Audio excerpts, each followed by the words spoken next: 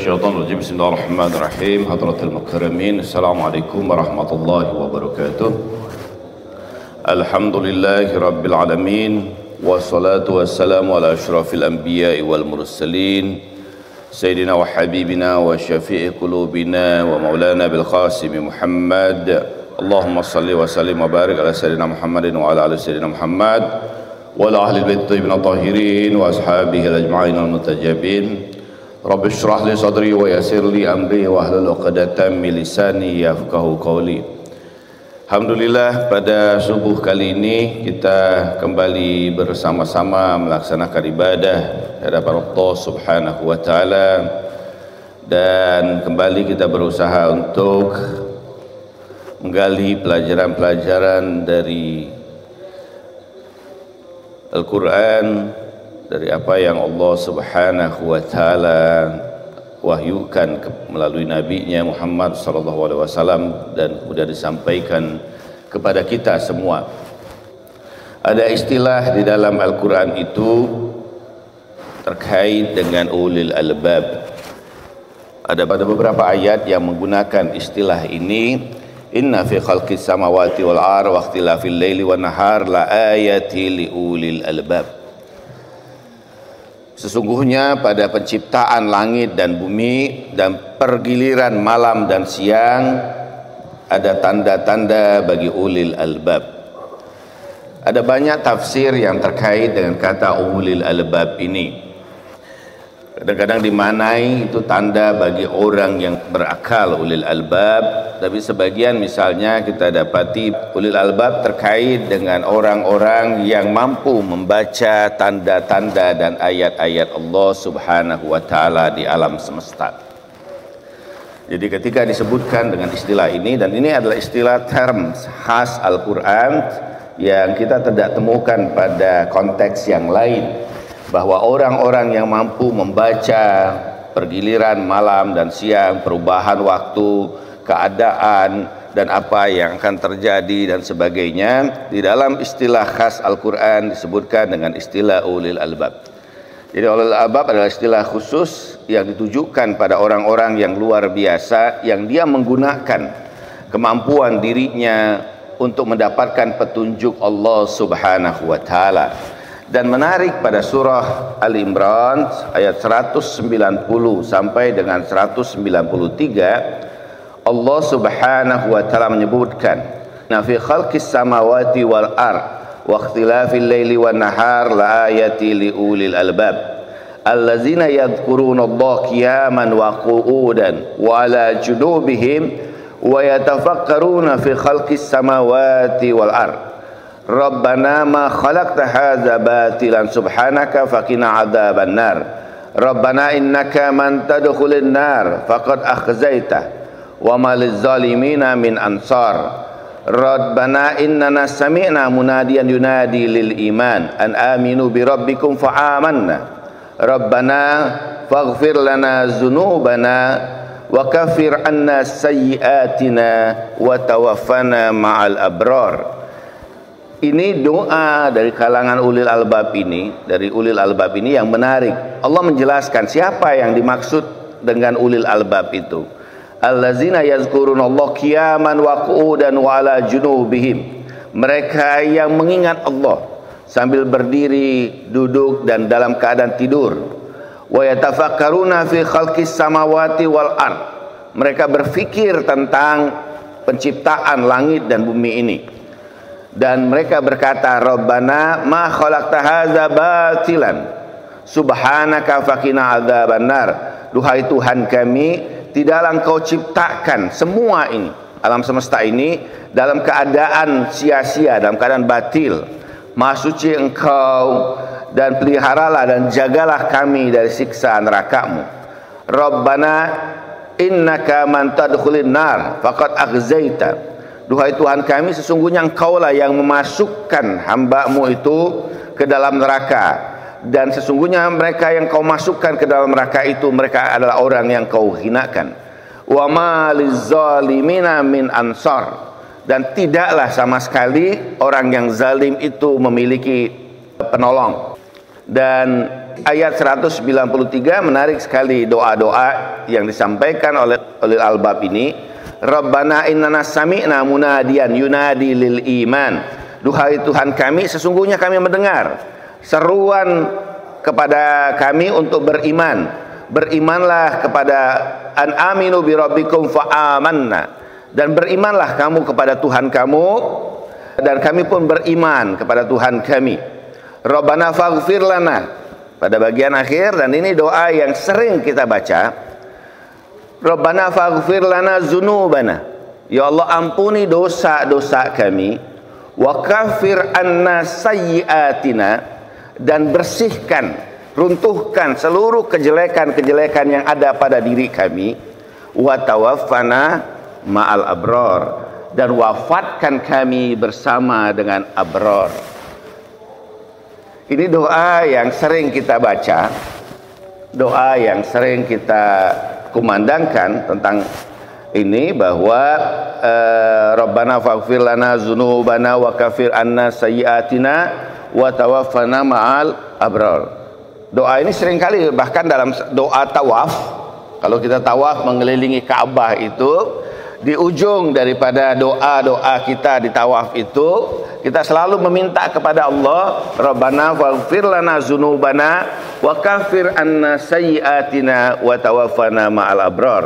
Duhai Tuhan kami, ampunilah dosa-dosa kami, dan runtuhkan seluruh kejelekan-kejelekan kami, dan wafatkan kami bersama dengan orang-orang abror. Nah, di ujung ayat ini, di antara permintaan ulil albab ini untuk diwafatkan bersama dengan abror ini, wa tawaffana ma'al abror, ini satu permintaan kepada Allah agar diwafatkan bersama dengan abror ini. Siapa abror ini? Itu yang menjadi hal yang menarik. Siapa sih, kenapa kita para ulil albab ini, orang yang luar biasa menggunakan akal mereka, pemikiran mereka untuk mendapatkan pengetahuan, mendapatkan pelajaran, mendapatkan hikmah, mendapatkan petunjuk dari seluruh tanda-tanda alam ini, untuk beriman kepada Allah Subhanahu wa Ta'ala. Dan doa yang paling utama yang mereka kumandangkan dan dimaktubkan di dalam Al-Quran, wa tawaffana ma'al abror, wafatkan kami bersama dengan abror itu. Kalau kita cek ayat-ayat di dalam Al-Quran tentang abror ini, sebenarnya menarik. Ayat-ayat yang menjelaskan tentang abror itu, ada beberapa ayat yang kalau kita dapati, misalnya pada surah Al-Imran ayat 198.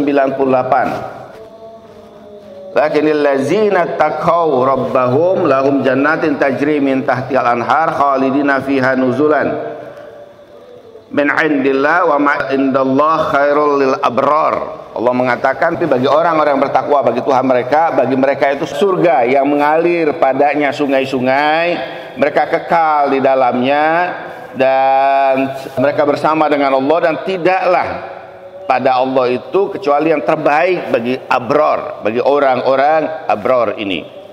Di dalam surah Al-Insan pada ayat kelima, Allah mengatakan, innal abrara yashrabuna biha min ka'sin kana mizajuha kafura.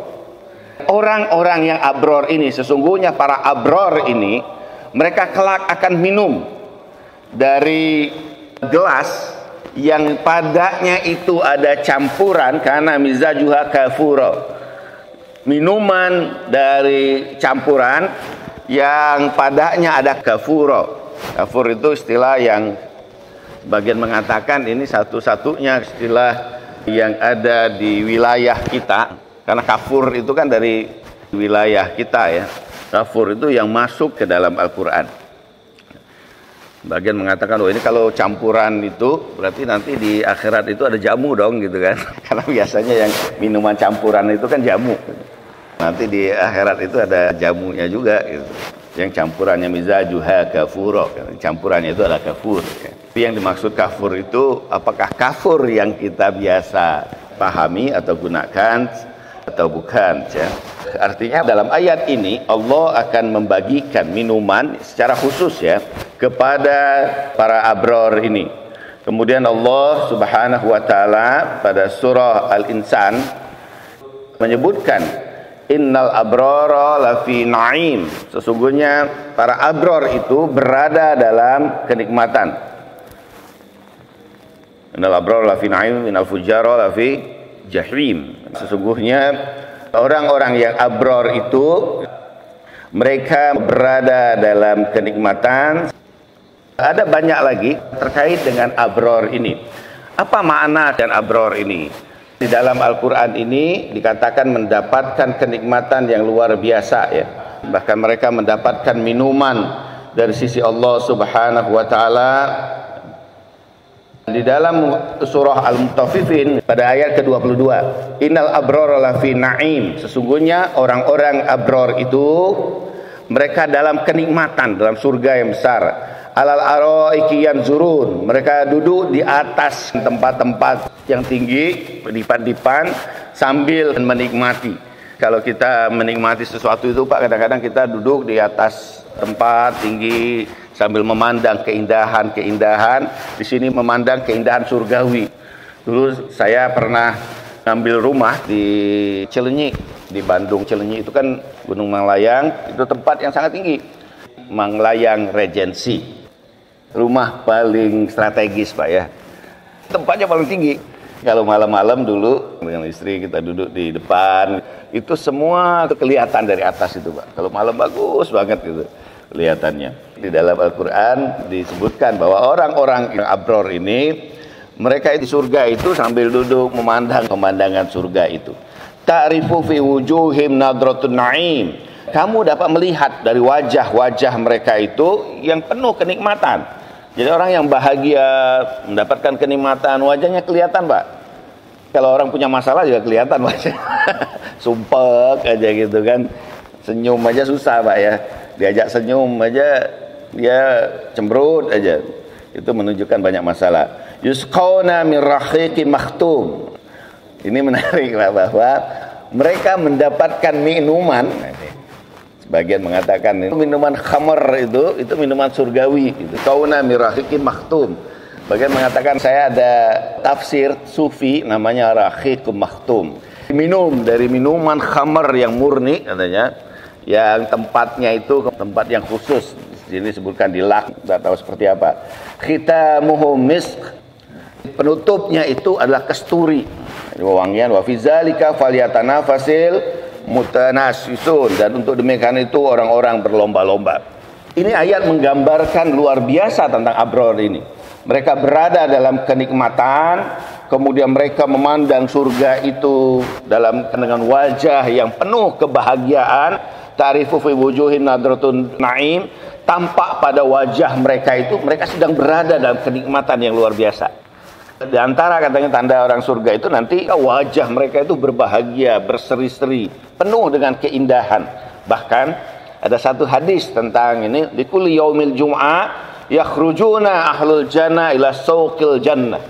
Pada hari Jumat dalam hadis itu dikatakan nanti para penghuni surga itu keluar ke pasar surga Pak. Jadi surga itu ada pasar juga. Ada mall. Di situ ada hadis tentang suqil jannah, tentang pasar surga. Dan dalam hadis itu pernah saya baca bahwa apa? Pada pasar surga itu tampak bentuk-bentuk yang indah-indah, yang luar biasa, sehingga siapapun di antara penghuni surga itu memandang keadaan yang indah itu, maka tubuh mereka berubah menjadi sangat indah karenanya. Kita biasanya kan pasar Pak beli pakaian, melihat oh ini bajunya bagus nih gitu kan. Kalau saya pakai, kita bayangkan kalau saya pakai ini, wah penampilan saya agak lebih kelihatan muda nih dengan begini misalnya. Biasanya kita kan berpikir begitu itu.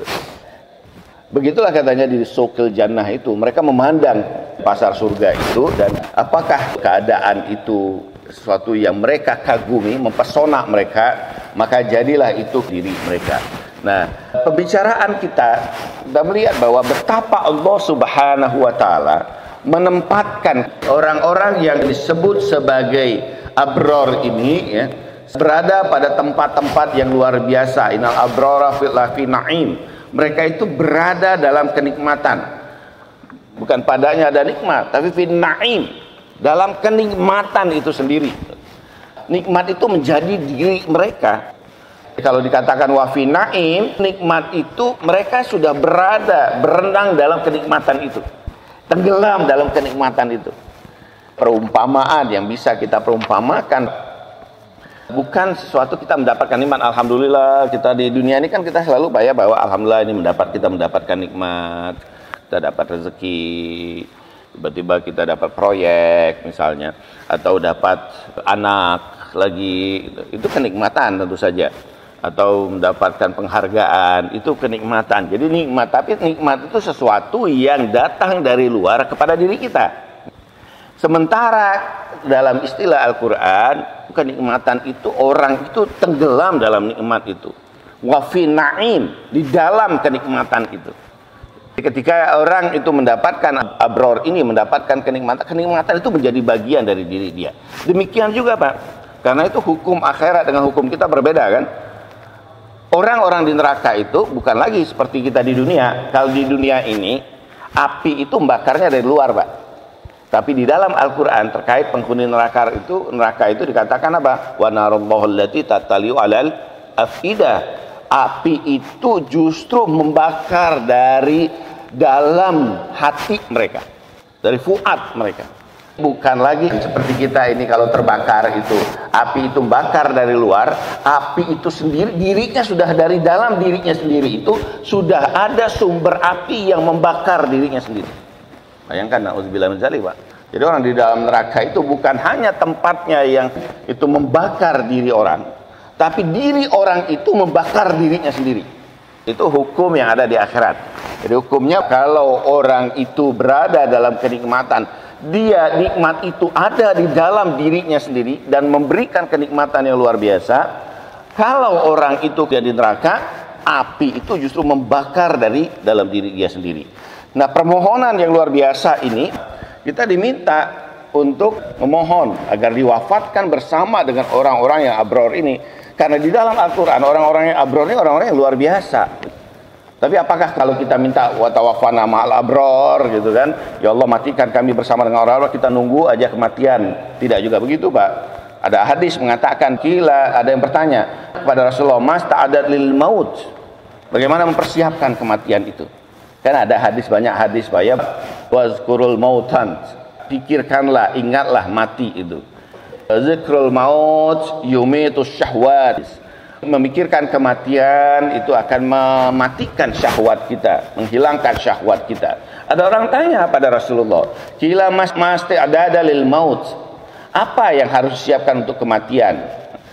Rasulullah mengatakan, ata bil wajibat wa tarkul muharramat wa riayatul akhlaq. Rasulullah mengatakan 3 hal. Lakukan kewajiban-kewajiban. Jadi bukan berarti bahwa ketika kita minta kematian lantas kemudian kita tidak melakukan apapun lagi. Rasulullah mengatakan ata bil wajibat, laksanakan setiap kewajiban. Mau kawin gitu kan, mau bekerja gitu. Ata bil wajibat, laksanakan seluruh kewajiban itu. Wa tarkul muharramat, tapi tinggalkan hal-hal yang haram. Kalau orang itu, kata Rasulullah, menyiapkan kematian, bukan berarti bahwa dia habis waktunya di masjid dengan zikir, melupakan kehidupan dunianya, meninggalkan keluarganya hanya untuk beribadah semata, meninggalkan ini. Ada datang orang pada Rasulullah SAW. Mereka berkata pada Rasulullah, ya Rasulullah, kami akan hidup bagaikan rahib, bagaikan ruhban. Ruhban itu rahib. Meninggalkan dunia, tidak lagi menikah, berpuasa selamanya, meninggalkan seluruh kehidupan dunia ini. Kata Rasulullah SAW, aku ini nabi pada posisi yang sangat tinggi, tapi aku menikah, aku makan, aku hidup bersama dengan orang ini. Rasulullah mengatakan bahwa la ruhbana fil Islam, tidak ada kerahiban di dalam Islam itu. Anda tidak boleh hidup selibat. Selibat itu artinya tidak mau menikah selamanya gitu kan. Saya ada diskusi Pak dengan salah satu romo tentang kehidupan akhir zaman menurut versi beragam agama. Saya sambil bercanda berkata, ya Nabi Isa itu, saya bilang, gimana kalau nanti Nabi Isa itu kan diyakini akan datang kembali ke dunia. Dulu kan sibuk gitu, berdakwah dan sebagainya, jadi tidak sempat nikah gitu. Gimana kalau setelah aman, setelah tercapai, kemudian Nabi Isa menikah gitu.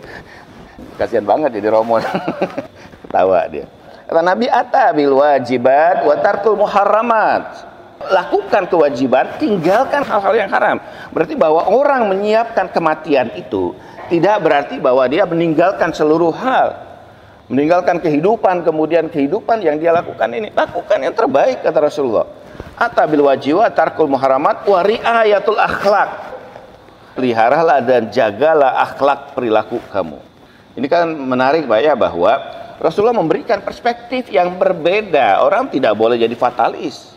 Orang tidak boleh berpikir, wah kita tentang berpikir mati, udahlah kita nggak usah ngapa-ngapain lah, mau mati ini juga gitu.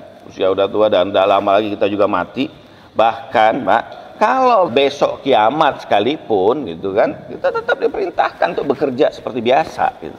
Kalaupun besok itu kiamat, kita tetap di dalam Islam itu diperintahkan untuk bekerja. Wa'mal li dunyakum ka'annaka la tamut ta'ishu abadan. Bekerjalah untuk dunia ini. Kamu seakan-akan hidup selama-lamanya. Menarik ya. Berpikirlah tentang kematian seakan-akan kau itu akan mati besok. Bagaimana memadukan kedua ini? Nah, ini kan memang memerlukan satu hal yang luar biasa. Bukan berarti bahwa ketika kita memohon kematian itu lantas kemudian kita akan segera. Enggak. Nah, apa sih abror ini? Sosok yang sangat luar biasa. Apa makna abror ini? Sebagian memaknai bahwa abror itu dari kata birrun, kebaikan. Sahibul bir. Katakan bahwa abror itu adalah pemilik kebaikan. Di dalam Al-Quran apa saja misalnya ayat-ayat yang terkait dengan orang-orang yang berbuat baik. Laisal birra an tuwallu wujuhakum qibalal masyriqi wal maghrib walakinnal birra man amana billahi wal yaumil akhir. Kamu mengatakan bahwa bukanlah berbuat baik itu kamu menghadapkan wajah kamu ke barat dan ke timur, tapi bahwa yang berbuat baik itu beriman kepada Allah dan hari akhir. Ketika persoalan tentang Ka'bah, pemindahan Ka'bah itu dari Masjidil Aqsa, orang berkata, wah ini kok kemudian tiba-tiba pindah ke Ka'bah gitu kan.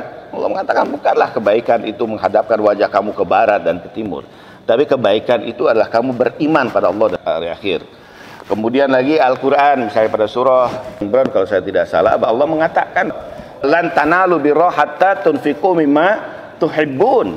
Quran mengatakan belumlah kamu itu dianggap berbuat baik sebelum kamu memberikan apa yang terbaik pada kamu, apa yang kamu cintai.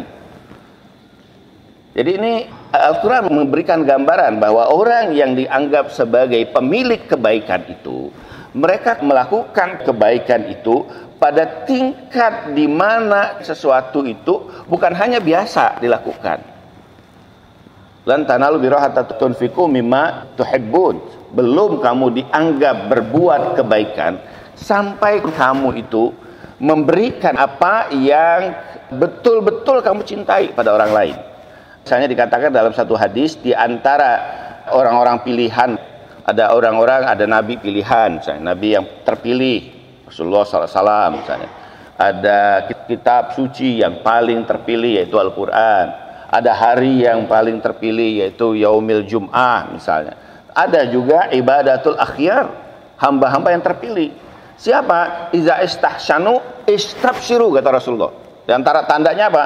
Kalau mereka berbuat baik, mereka bahagia dengan kebaikan yang dilakukan itu. Jadi kalau kita memberikan sesuatu kepada orang lain, bukan karena terpaksa, bukan karena kita kasihan pada orang lain, tapi itu karena kita bahagia memang melakukan kebaikan itu. Kita kasih pakaian Pak pada orang, kita kasih baju, saya yang terbaik beri baju. Ketika baju itu dipakai oleh orang itu, oh bahagia kita lihat itu. Itu salah satu kata Rasulullah, itu salah satu tanda bahwa itu orang terpilih gitu. Menunjukkan bahwa jarang Pak bahwa orang seperti itu gitu kan. Malah kadang-kadang kita itu kan berkata bahwa wah, dia itu pakai baju saya tuh gitu. Bukan bahagia kita kepakaian yang kita berikan itu kemudian dipakai orang tersebut. Atau kita bisa membantu anak asuh, menyekolahkan mereka dan mereka dapat hidup dengan baik, bahagia Pak gitu. Nuridu minhum jazaan wala syakura, kata Al-Quran. Orang seperti ini, mereka tidak menginginkan jazaan wala syakuro. Itu menarik, Pak. Bahwa di antara tanda orang birrun itu orang yang memang sampai pada tingkat birr ini tidak menuntut jaza, tidak menuntut balasan maupun permintaan atau apa, rasa syukur dari orang itu. Jadi kalau kita masih berpikir, oh dia bisa begini ini, kemudian dia lupa pada kita berkata, oh ini kacang lupa pada kulitnya. Ini belum abror, Pak. La yuridu jazaan wala syukura. Mereka liwajhillah. Mereka melakukan itu semata-mata karena Allah Subhanahu wa taala. Tidak lagi kemudian berharap bahwa orang berterima kasih, orang memuji dia, ya, orang membalas apa yang diberikan itu. Hadis mengatakan, didik anak kamu itu kewajiban kamu, kewajiban kita semua. Dan kita punya kewajiban, sampai dalam hadis katakan janganlah tinggalkan anak-anak kamu itu dalam keadaan apa? Lemah, doif gitu. Lemah itu seperti apa?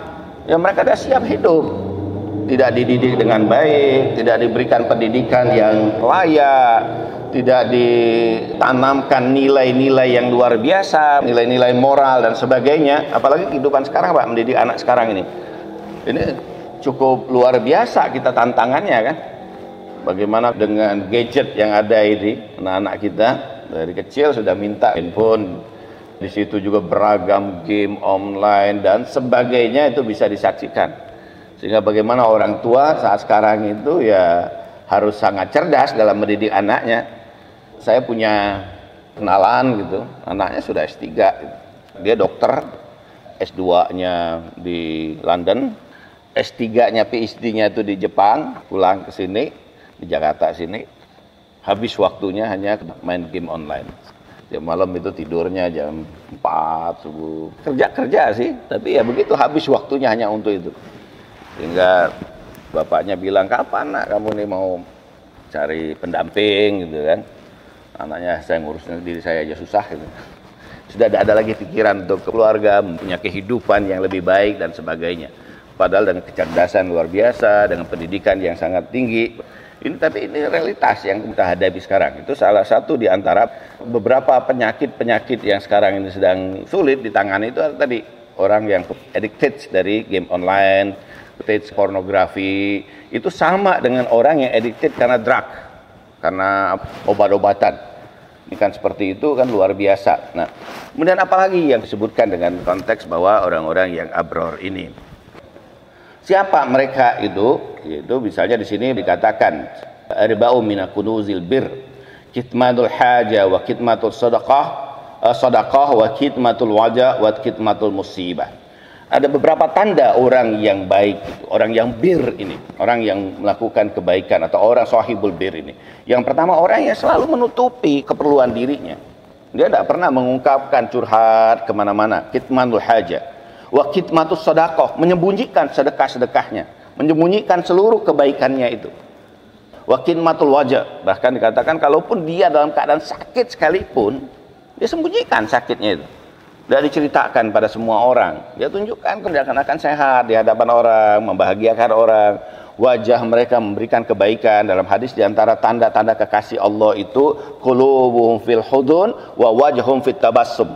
Rasulullah mengatakan di antara tanda kekasih Allah itu hati mereka itu sedih, dalam keadaan kesedihan, tapi wajah mereka selalu menampakkan kebahagiaan, kegembiraan. Jadi orang-orang soleh itu seakan-akan tidak punya masalah, Pak. Kiai-kiai itu kelihatannya senang aja, bahagia aja, Pak, ya. Walaupun masalahnya segudang juga gitu. Saya pernah ada cerita, ada satu yang punya pesantren besar, Pak, dan dia membiayai pesantrennya itu. Satu saat katanya itu tidak ada duit, tidak ada dana ini. Sementara ini kan anak-anak harus dikasih makan, sekali kasih makan berapa ton gitu, beras dan ininya pada santri-santrinya itu.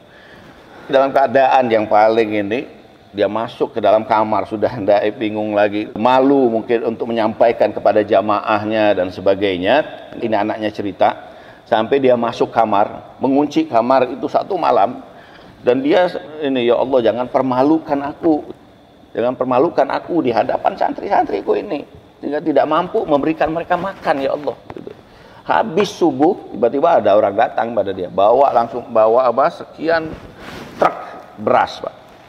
Itu luar biasa. Bagaimana Allah, orang-orang seperti ini hanya mengadu kepada Allah Subhanahu wa taala dan Allah yang kemudian mengurusi mereka. Mereka tidak pernah meminta kepada orang atau kepada ini menuntut pada orang lain atau membebani orang lain.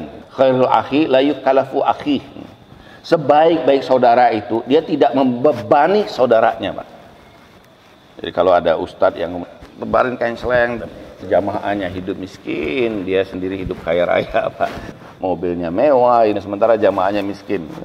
Insya Allah. Padahal ini birra itu kata Rasulullah, dia menutupi kebutuhan dirinya. Dia hanya menyampaikan kepada Allah Subhanahu wa taala. Wa khidmatul musibah. Kalaupun ada dia musibah, dia sembunyikan.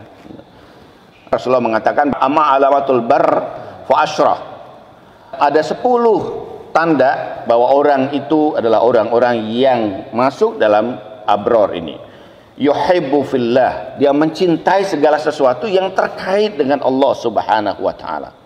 Jadi kalau orang itu dekat dengan Allah, pasti dia mencintainya, dia sayang kepadanya dan sebagainya. Wa yubghidu fillah, memusuhi atau membenci sesuatu atau marah sesuatu karena Allah Subhanahu wa taala. Bukan karena hawa nafsunya. Dalam perang Khandak di Madinah itu ada Khandak. Khandak itu ada masjid Khandak, ada sab'ah masajid, ada 7 masjid. Jadi kalau kita umroh biasanya kita lewat situ. Ada Khandak, pasukan kaum muslimin itu dalam keadaan susah pada saat itu dan hendak diserang, luar biasa diserang, belum siap untuk perang dan mau diserang oleh kafir Quraisy ini. Dan atas usul Salman Al-Farisi, buat aja parit yang besar. Jadi mereka tidak bisa lewat. Kalau mereka masuk ke situ kita panain. Sehingga mereka dalam keadaan dingin, Pak, pada saat itu musim dingin yang luar biasa. Sehingga orang-orang Arab Quraisy itu di situ. Di antara yang menantang kaum muslimin itu namanya Amr bin Abdul Wud. Dikenal sebagai raksasanya, premannya Quraisy pada saat itu. Tidak ada yang siap dan berterang dalam riwayat itu. Dia duel dengan Ali bin Abi Thalib. Duel itu luar biasa. Sampai dalam riwayat itu dikatakan sampai debu-debu itu berterbangan dan kami tidak lagi melihat bagaimana keadaan keduanya sampai Amr bin Abu Wud itu yang tubuhnya dililiti dengan batu terjatuh dan Ali mendekati dia hendak menebasnya, tapi kemudian berbalik lagi. Baru setelah itu, setelah berbalik itu berjalan kembali, baru dia penggal Amr bin Abdul Wud. Sampai orang bertanya, "Ya Ali, kenapa tadi pertama kali engkau datang kau tidak langsung menebas Amr bin Abdul Wud?" Kata Ali bin Abi Thalib, "Begitu aku hendak menebas dia yang pertama, dia meludahi wajahku sehingga muncul amarah dan aku berbalik terlebih dahulu. Aku tidak ingin membunuh itu karena hawa nafsuku, tapi aku membunuh dirinya karena Allah Subhanahu wa taala." Ini kan luar biasa, Pak, ya, pada orang-orang seperti itu. Para sahabat yang luar biasa. Wa yubghidu fillah wa sahibu fillah. Dia bersahabat karena Allah. Wa yufarriqu fillah, dan berpisah karena Allah Subhanahu wa taala. Wa yaghdabu fillah, dan dia membenci karena Allah Subhanahu wa taala. Wa yarda fillah, dia ridho karena Allah Subhanahu wa taala. Wa ya'malu lillah, dia beramal untuk Allah Subhanahu wa taala. Wa yatlubu ilaih, dan memohon atau meminta kepada Allah. Wa yakhsha'u lillah, dia tunduk kepada Allah. Khaifan makhawifan, tahiran mukhlisan, mustahiyan muraqiban. Dia khawatir kepada Allah Subhanahu wa taala, membersihkan dirinya karena Allah, mensucikan batinnya karena Allah, dan malu di hadapan Allah, dan selalu merasa bahwa Allah mengawasi dirinya. Wa yuhsinu fillah, dan dia menghiasi seluruh perilakunya karena Allah Subhanahu wa taala. Jadi ada 10 tanda yang digambarkan oleh Rasulullah sallallahu alaihi wasallam terkait dengan siapa sih karakteristik orang-orang abror ini. Dan orang-orang inilah yang di dalam Al-Quran Allah katakan seperti ini, Pak. Itu juga kita mohon kepada Allah Subhanahu wa taala agar Allah Subhanahu wa taala membangkitkan kita bersama dengan mereka. Itu pada surah An-Nisa ayat 69. Wa may yuti'illah wa rasulahu fa ulaika ma'al ladzina an'ama Allah 'alaihim minan nabiyyin wasiddiqin wasyuhada wasolihin wa hasuna ulaika rafiqa. Allah mengatakan, dan barang siapa bertaat pada Allah dan Rasulnya, maka merekalah akan bersama dengan orang-orang yang mendapatkan kenikmatan dari Allah. Bagaimana tadi ayat innal abrara lafi na'im, mereka itu berada dalam kenikmatan Allah. Siapa mereka itu? Allazina an'ama Allah 'alaihim, siapa di antara mereka itu? Minan nabiyyin. wasiddiqin, orang-orang yang benar, wasyuhada, orang-orang yang syahid di jalan Allah, wasalihin, dan orang-orang yang soleh, wa hasuna ulaika rafiqa, dan sesungguhnya mereka lah yang terbaik bersama. Rafiq itu dalam kebersamaan dengan mereka. Jadi di antara kemudian kalau kita dapati dari konteks ini, maka kita mendapati bahwa permohonan para ulil albab, doa yang kita biasa bacakan itu, kita mohon kepada Allah Subhanahu wa taala, wa tawaffana ma'al abrar, untuk kita wafatkan bersama dengan orang-orang yang baik ini, orang-orang abrar ini, yaitu bahwa pada ujung ayat ini kita dapati mereka itulah yang disebutkan para nabi, para siddiqin, para syuhada dan sholihin. Dan mudah-mudahan Pak Allah Subhanahu wa taala mewafatkan kita semua bersama dengan mereka. Walhamdulillahirabbil alamin. Wassalamualaikum warahmatullahi wabarakatuh.